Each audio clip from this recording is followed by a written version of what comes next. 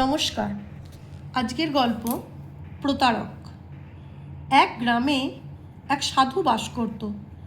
সে নিজেকে ধার্মিক বলে ভাবত, কিন্তু প্রকৃতপক্ষে ধর্মকে সে উপেক্ষা করে লোভের বশবর্তী হয়ে ঘুরত।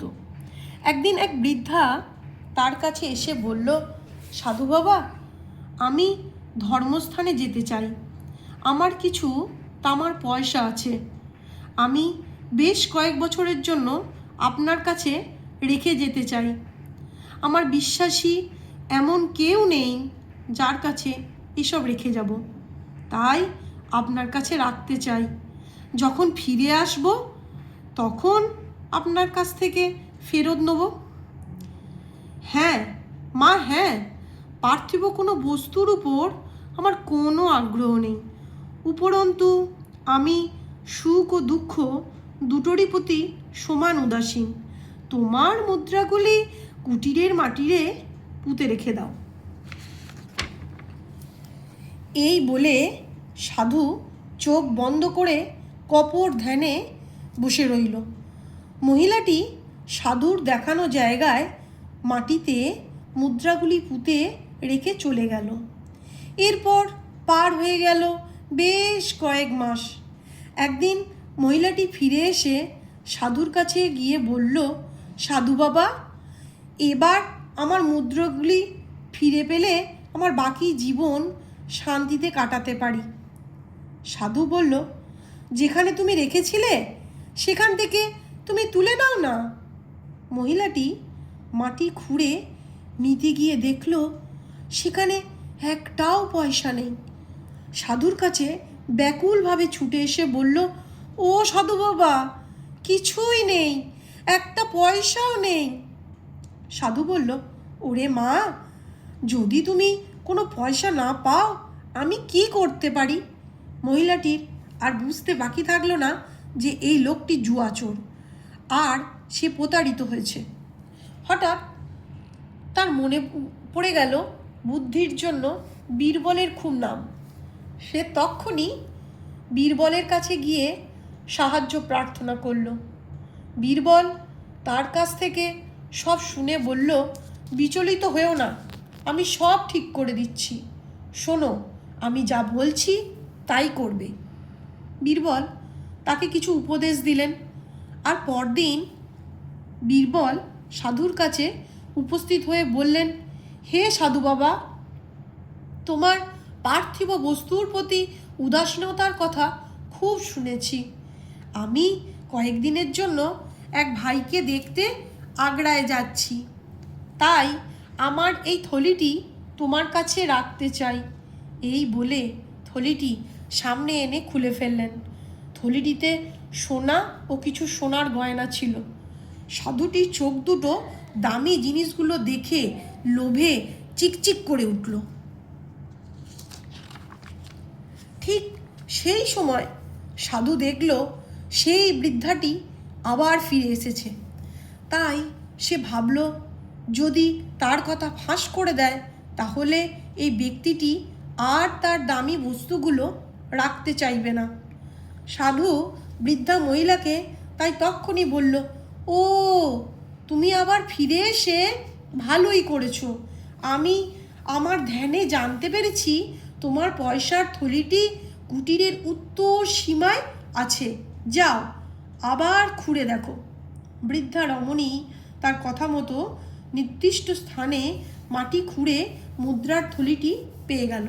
আর সেই সময় বীরবলের এক ভৃত্য সেখানে এসে উপস্থিত হয়ে বলল, আপনার ভাই আগ্রা থেকে আপনার সঙ্গে দেখা করতে এসেছে। তাহলে তো আমাকে আর আগ্রায় যেতে হচ্ছে না। এই বলে বীরবল তার সোনা আর অলংকারের থলি নিয়ে চলে গেলেন। এইভাবে বোকা বেনে গেল জুয়াচোর ছদ্মবেশী সাধু। গল্পের নাম বীরবলের খিচুড়ি রাঁধা।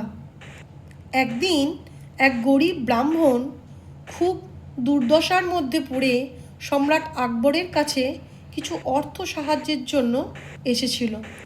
সেই সময় রাজদরবারে সভাসদরা ছিল আর তারা নানা বিষয় নিয়ে মজা করছিল। একজন উঠে দাঁড়িয়ে সেই ব্রাহ্মণকে বলল, তুমি এক রাত যমুনার ঠান্ডা জলে থাকতে পারো? যদি তুমি পারো তাহলে আমাদের মহান সম্রাট তোমাকে বেশ কিছু টাকা পুরস্কার দিতে পারেন। ব্রাহ্মণটি তার অভাবের জন্য সম্মতি দিল, আর সম্রাটও সম্মত হলেন।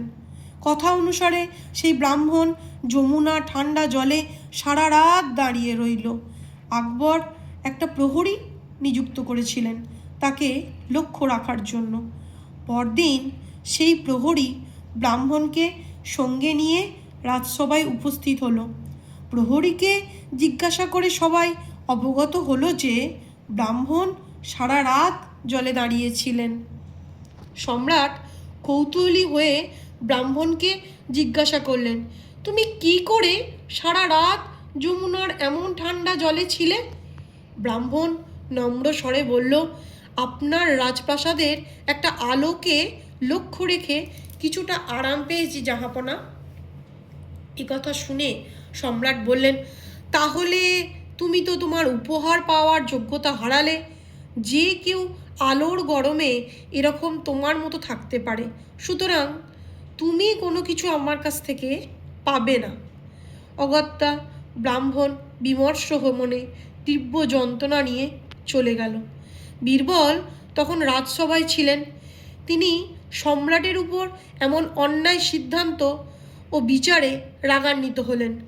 তিনি ঠিক করলেন এমন কিছু করতে হবে যাতে ওই ব্রাহ্মণটি যথাযোগ্য ন্যায় পায়।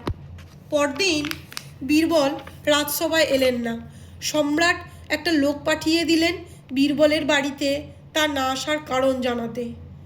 লোকটি ফিরে এসে জানালো, বীরবল খিচুড়ি রান্না করছেন, খেয়েই আসবেন। অনেক সময় চলে গেল, তবু রাজসভায় বীরবলের উপস্থিতি নেই। সম্রাট আবার অন্য লোককে পাঠালেন, সেও ফিরে এসে একই কথা জানালো। শেষে সম্রাট খুবই অধৈর্য হয়ে উঠে নিজেই উপস্থিত হয়ে জানতে গেলেন কেমন খিচুড়ি রান্না হচ্ছে যাতে এত দেরি হয়। সম্রাট উপস্থিত হয়ে বিস্মিত হয়ে দেখলেন খিচুড়ি রান্নার হাঁড়িটা ঝুলছে গাছের এক উঁচু ডালে, আর গাছের নিচে ধিক ধিক জ্বলছে নামমাত্র আগুন। আকবর বললেন, এ কি বীরবল, এটা কখনো কি সম্ভব? অত উঁচুতে ঝোলানো হাঁড়িতে তোমার খিচুড়ি রান্না হয়ে যাবে? কেন হবে না, নিশ্চয়ই হবে। রাজবাড়ির অত দূরের আলো থেকে ব্রাহ্মণ যদি তার শরীর গরম রাখতে পারে, তাহলে এই সামান্য দূর থেকে হাঁড়ির খিচুড়ি রান্না হবে না কেন? সম্রাট আকবরের বুঝতে আর বিন্দুমাত্র দেরি হলো না বীরবলের এমন কর্মকাণ্ডের অর্থ। তাই তিনি অনুতাপ করে বললেন, তোমার উদ্দেশ্য বুঝতে পেরেছি বীরবল। আমি ওই ব্রাহ্মণের প্রতি এমন ব্যবহারে দুঃখিত। তুমি আর ভেবো না, তোমার খিচুড়ি রান্না তাড়াতাড়ি শেষ করে রাজসভায় চলে এসো, আমি যাচ্ছি। বীরবল খিচুড়ি আর রাঁধলেন না, সম্রাটের সঙ্গে চলে এলেন। আর পরদিন সেই গরিব ব্রাহ্মণকে রাজসভায় ডেকে আনিয়ে আকবর তাকে যথেষ্ট অর্থ দিয়ে সন্তুষ্ট করলেন। নমস্কার। আমার গল্প যদি আপনাদের ভালো লাগে তাহলে অবশ্যই সাবস্ক্রাইব করবেন, লাইক করবেন, কমেন্ট করবেন।